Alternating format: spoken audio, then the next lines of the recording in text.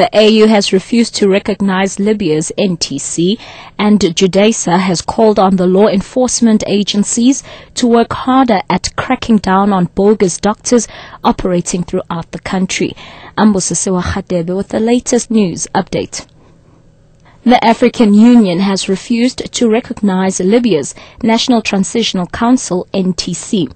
Instead, the AU has called for an all-inclusive transitional government for the embattled country. This follows a marathon meeting of the AU's Peace and Security Council, chaired by President Jacob Zuma, in Addis Ababa, Ethiopia. The AU's latest move highlights deep divisions on the continent over Libya. Over 12 African countries, including Nigeria and Kenya, have already formally recognized the NTC as the legitimate government of Libya. President Zuma addressed the media in Addis Ababa after the meeting. The reality on the ground is that there is a fighting going on in Tripoli.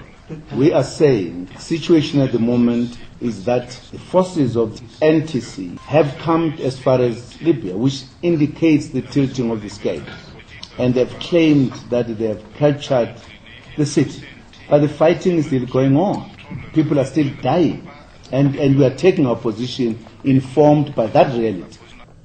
Nigerian President Goodluck Jonathan has ordered increased security around the federal capital Abuja following a blast at the United Nations building there that killed at least 18 people. Jonathan has condemned the suicide attack as barbaric. He calls it a most despicable assault on the UN's objectives of global peace and security. The police have confiscated counterfeit clothing worth 4 million rand at a housing complex in Durbanville near Cape Town. Police spokesperson November Philander says some of the clothing bears the Springbok logo. An 18-year-old man has been arrested. Philander says they also confiscated a machine used to illegally RICA SIM cards. We found several garages packed with counterfeit tracksuits marked with Adidas and Quicksilver logos to the value of about 4 million rand. They also arrested an 18-year-old Ethiopian man. He will appear in the Durban Magistrates Court on Monday.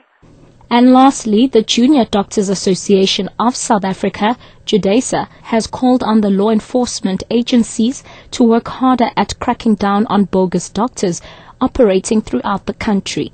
This follows the arrest of a man claiming to be an expert in penis enlargement who was operating in the Johannesburg city centre.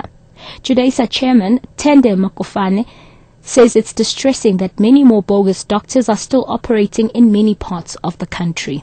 Our assessment is that enough is not being done by law enforcement agencies to arrest these doctors. That's why if you go to any taxi rank, particularly in the provinces like Limpopo, Eastern Cape, KwaZulu-Natal, and Mpumalanga, you'd find advertisements by these doctors. They're practicing illegally, but nobody is arresting them. And then we get to see all of these patients whose lives are in danger in public hospitals, and this is creating a lot of frustration. Catch the latest news anytime here on Newsbreak Option 1.